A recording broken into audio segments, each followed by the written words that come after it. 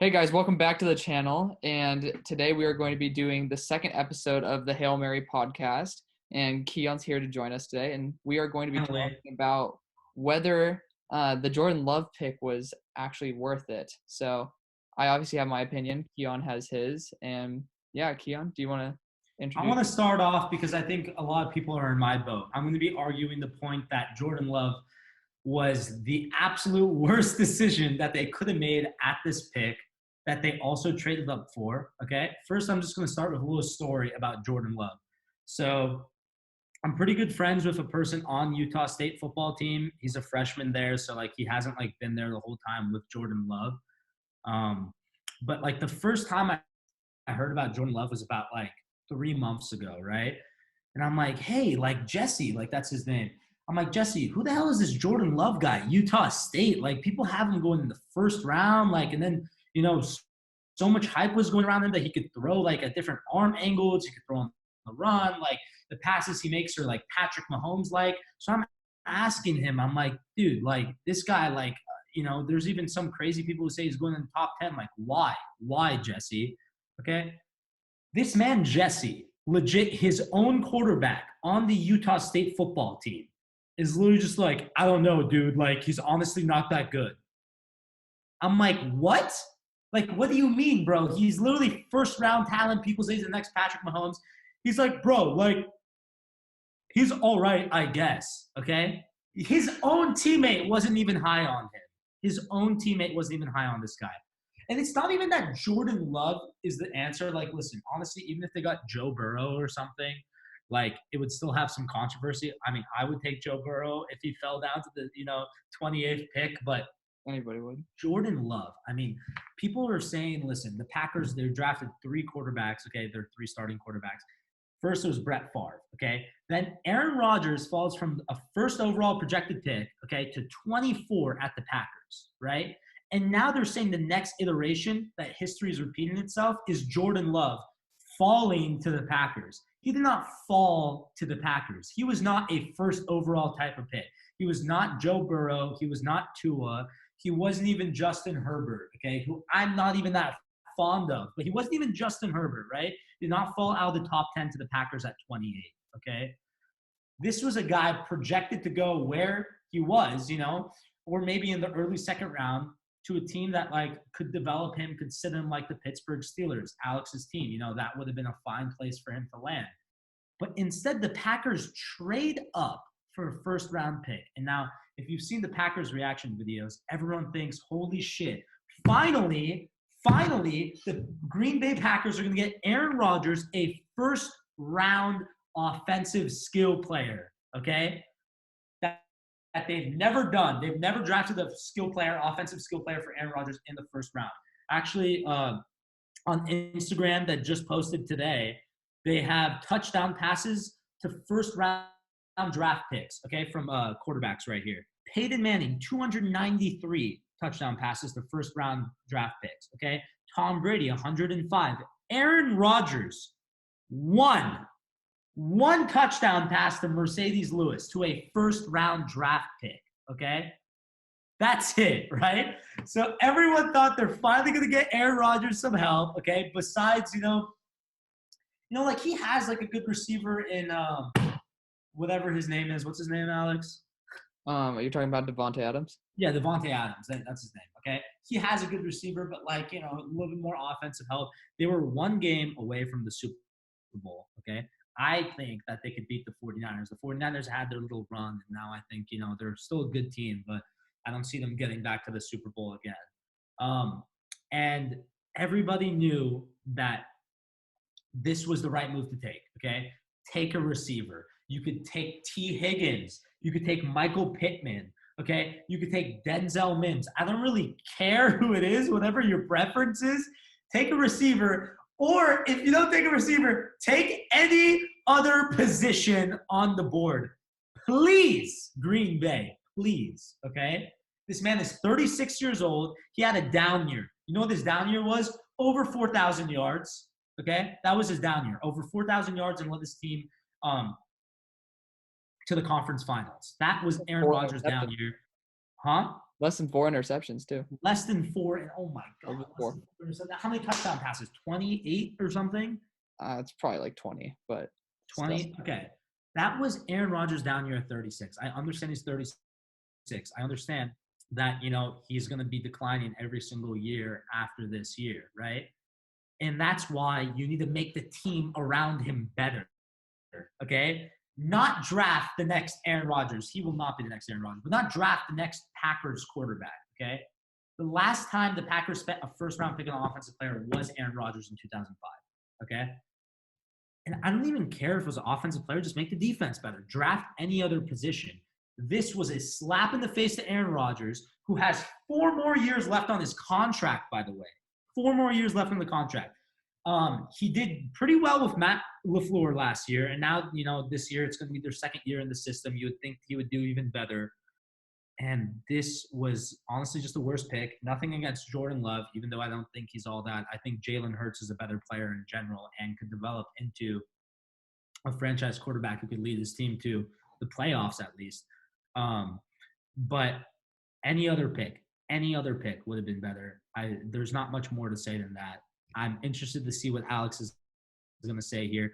And honestly, I just want to say before I end off, it doesn't even matter if Jordan Love becomes a Hall of Fame quarterback and ends up becoming this new guy, okay? What's important right now is that Aaron Rodgers has limited time. You were 1 game away from the Super Bowl. One good draft pick right here could make a difference, okay? And instead, they're preparing from 3 years from now. If I was Aaron Rodgers, I'll be like, hey, trade me to the 49ers. Trade me anywhere. Trade me to the Chargers. I'll lead the Chargers to a Super Bowl. Like, fuck you, Green Bay. Now he knows what it feels to be like Brett Favre. Not even Brett Favre. This is Brett Favre, like I said. Aaron Rodgers is supposed to be the first overall pick. So even Brett Favre is like, hey, like they drafted my replacement, but like it was too good to pass up. Like nobody saw Aaron Rodgers having that fall, okay? This was not that situation. They shouldn't have made this pick. You're on the board, Alex.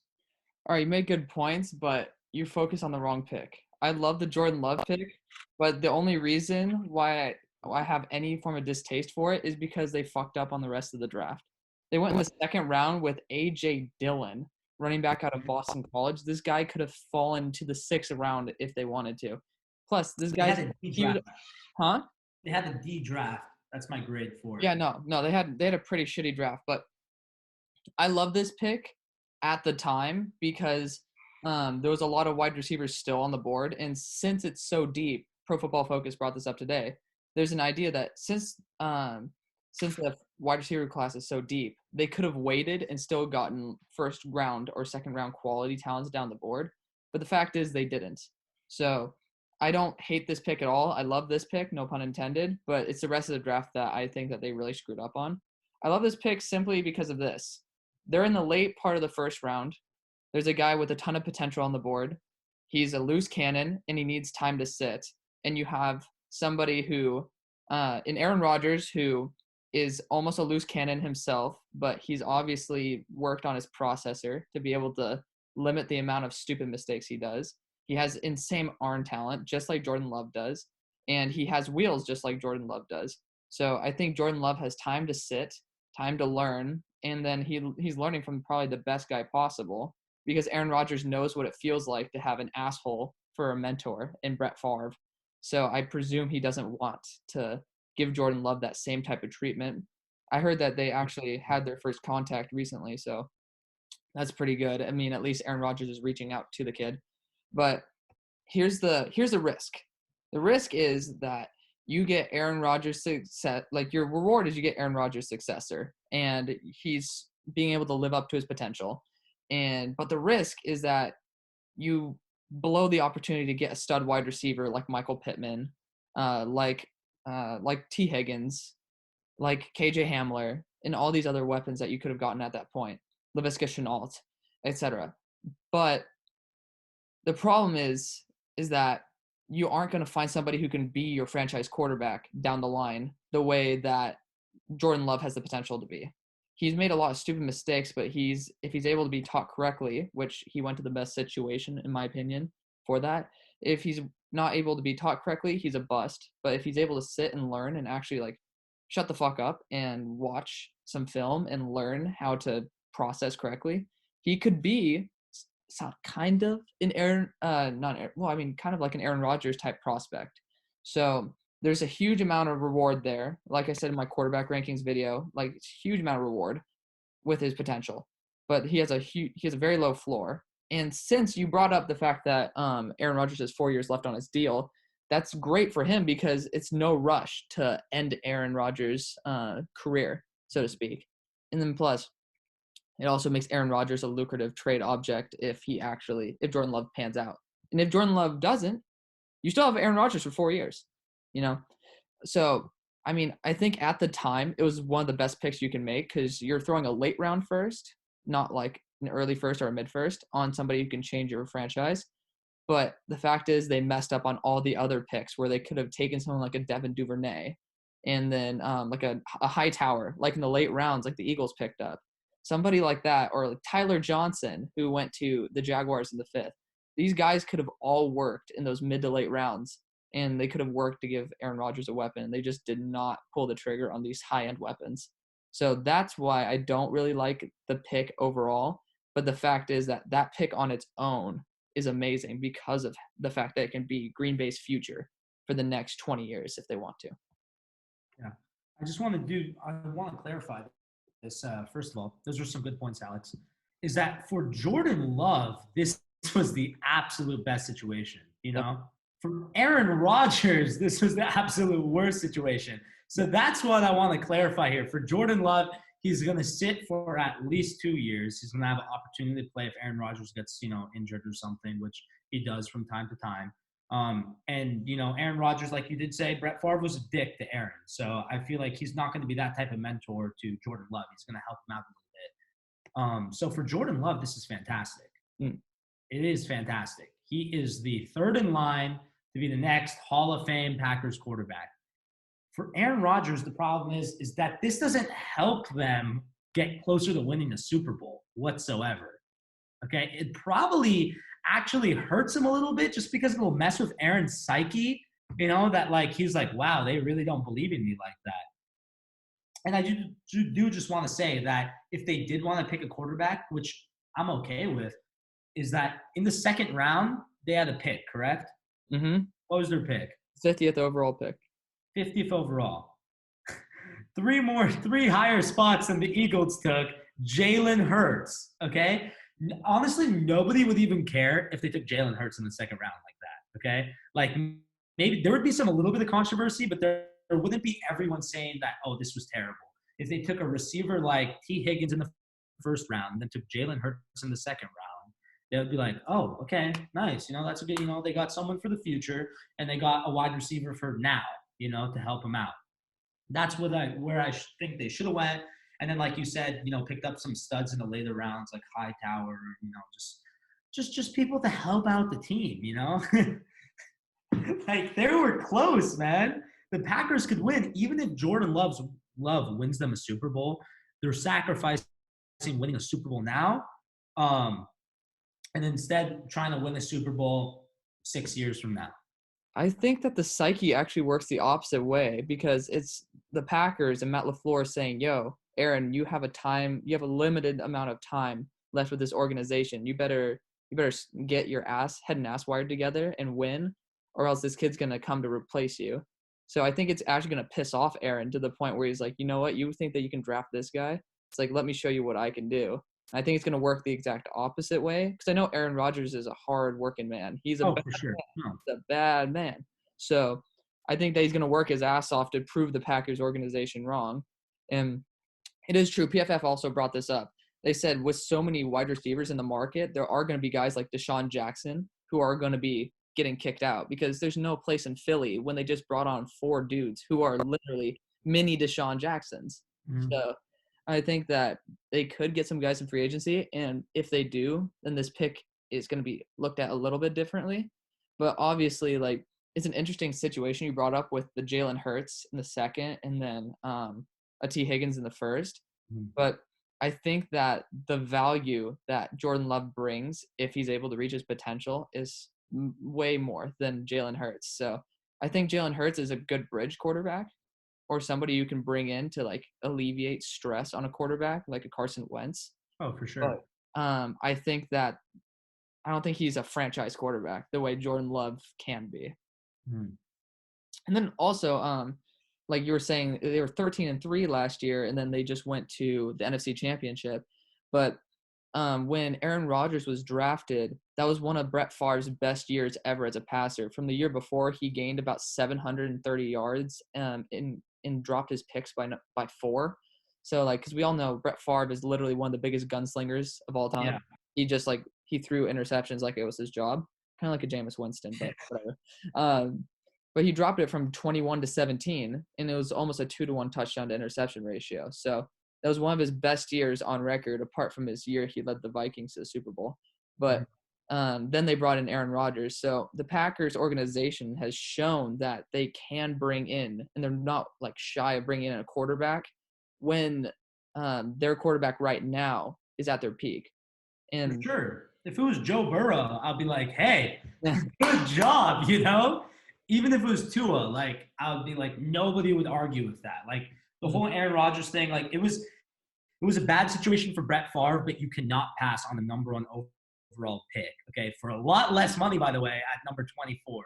Like, you could sit him for a few years. And they did, you know, they sat him for, what 3 years almost? Like, yeah, they sat him for about 3 years. So, and then by that time, Brett Favre was 39 and Brett Favre, like, retired, okay? And they're like, okay, finally, we can play Aaron Rodgers. And then tried to come back and say, I want my job back. And they're like, dude, like, I think we're fine with Aaron Rodgers. And that's why he went to the Vikings and, you know, now to fuck them over a little bit. yeah.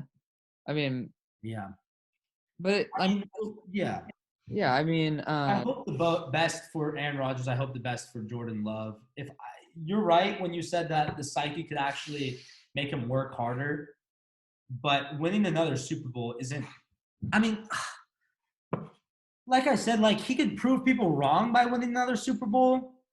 But if I were him, I would want to go to the Vikings and win another Super Bowl. You know, like I want to like stab you, just like you stabbed me. Like get out of Kirk Cousins. You know, I'm here. I'm the savior. that would be interesting if they complete the Favre cycle. Send Aaron Rodgers to. Well, they sent. I think they sent Favre to the Jets, and then he went to the Vikings. But Oh yeah, no one cares about the Jets. No one remembers that. So just send him to the Vikings and then complete the circle. for sure. Entertaining.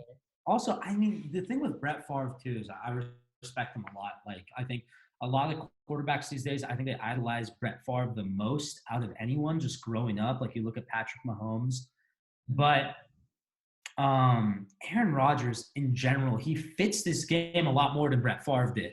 And when I see Jordan Love, I see 20 interceptions, you know.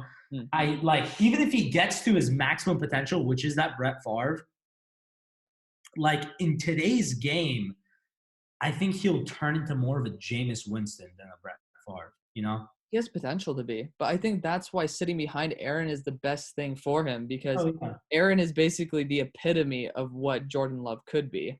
A guy who can throw he can probably throw 70 yards if he wants to. And then, like, the only problem is Jordan Love is pick happy. Even though it's true, like, what's his name? Dan Orlovsky said that Jordan Love on his, 20 interceptions, it was only, 12 of them that are actually defenders doing the right thing. I think it was 6 of them were literally hitting his wide receivers in the chest, and then they just didn't catch the ball and just deflect it up. But I mean, it's still he makes some stupid decisions, and that's why he wasn't up there with Tua and with Burrow.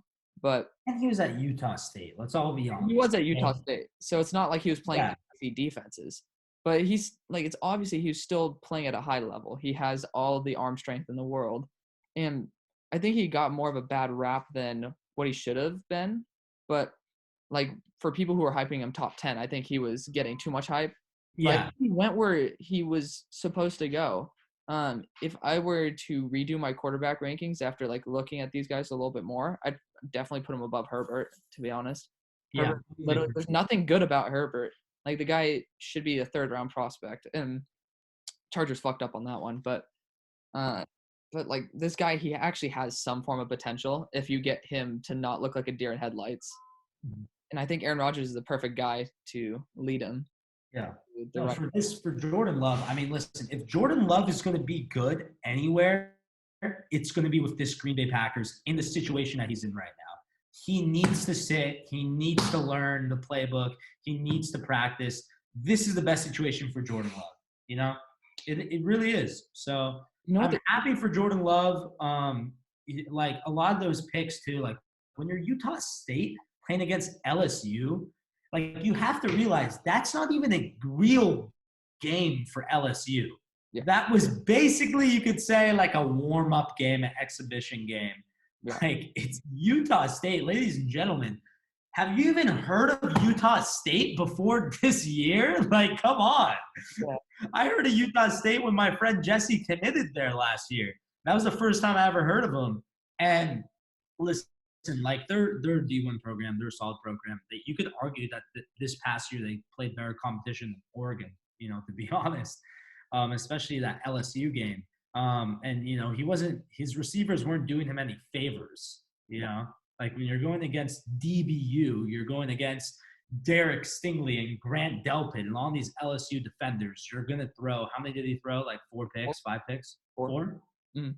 Yeah, you're going to throw 4 picks. So, I mean, I think that he will be a fine player.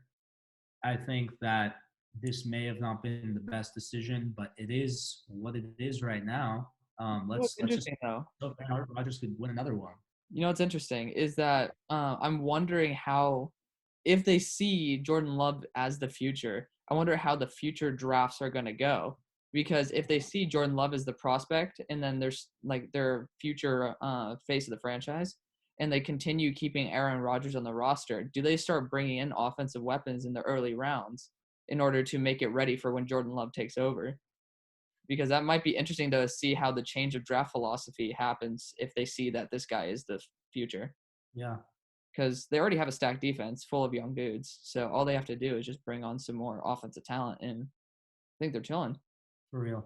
And I think this is one of those situations where it's like there's business here and there's the emotional aspect here, right?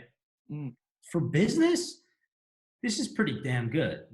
I could potentially get a good 15 years of a starting Pro Bowl level quarterback in Jordan Love. Okay. For the emotional type of don't fuck your brother aspect, you could say. I mean, that's the thing with football versus basketball. You see sacrifices being made by franchises in basketball to keep those players for their whole careers because, just like the Kobe Bryant story, like he did so much for the Lakers that after 2013, when Kobe was pretty bad, to be honest, the Lakers kept him on the roster, right? They didn't say, hey, we're, get out of here. We're not going to start you. You're not going to be the starting shooting guard anymore. They had 3 long, terrible years with Kobe because he won them 5 championships. When Aaron Rodgers became the Messiah in Green Bay, okay? It's just that type of thing where you don't fuck him over. It's kind of the thing that Bill Belichick did to Tom Brady. If Bill Belichick was open to Tom Brady staying, then Tom Brady would have stayed, okay? They would have drafted some offensive weapons in this draft. But he wasn't, and Tom knew that. So that's why you don't see a lot of franchise quarterbacks staying with their franchise. You see, what's it called? Montana going to the Chiefs because of Steve Young, okay, which was a right decision for the Chiefs. For Montana, it kind of sucked, okay? You see Brett Favre going to the Vikings. You see Tom Brady now in the Buccaneers. So I think that kind of era of, knowing when it's my time to leave is over. And the only really franchise that I've seen keep a quarterback around is the Saints. The Giants. True breed. Eli Manning. Oh, and the Giants of Eli Manning, but they still kind of kicked him out. They kicked him out. They benched him. If they didn't bench him, Eli would have played a couple more years. They benched him for Geno Smith, if you don't remember. Geno, no name Smith. Yeah. Yeah, I mean the respect for your franchise isn't really there anymore. like for your face of your franchise really isn't there like it is in the NBA. But NBA is a player sport. NFL, I mean, you can see it in the logo. When you look at the NBA logo, you see a player, Jerry West in specific. hmm, But when you look at the NFL, you see a shield. Okay, you see a team. It's a 53 man roster. There's 11 people on the field at one time. Okay, so and they have helmets on. You can't even see their faces. Like you just look at the Instagram followers. You know who has the most Instagram followers in the NFL? who? Odell Beckham Jr. by far. You know why? What? Because he has his helmet off all the time, and he made one crazy catch that blew up. Okay, and he's a good wide receiver and all. Yeah, and he touched It's it. not Tom Brady. It's not the GOAT. Okay, like by far, it's OBJ. And compare that to LeBron James. Okay, I mean, it's not even a comparison. Yeah. So they're doing what they think is best for their franchise. But I think the Jalen Hurts pick for the Eagles, which was another controversial pick, That's was another. way better than this one. I mean, I think the exact opposite, but that's just another topic for another day. But Okay, well, tomorrow, guys, join us when we are going to debate the Jalen Hurts pick for the Eagles. Remember, I do not love that pick. Alex seriously hates that pick. seriously, But we'll talk about that tomorrow. But I think we kind of, resolve this issue as yeah, much as it could be until we actually see evidence of what Jordan Love is going to be for the Packers. I hope Jordan Love proves me right and proves you wrong, and I'm sure you feel the Yeah. same way. No, I hope he. I mean, the thing is, it's. I hope he proves me wrong, but it's not even the fact that this is bad for Jordan Love. I think this is the best thing for Jordan Love. I think that he's going to be a Pro Bowler because of this pick, rather than going to some shitty franchise. But I hope Aaron Rodgers proves them all wrong. I hope he proves the Green Bay Packers wrong. Yeah. So, I guess we'll have to wait and see on that. Yep. All right. Well, thank you guys for tuning in. It's been quite a ride. And like, comment, subscribe, and let us know what you guys think. All right, guys. Peace. Thank you so much, guys. Peace.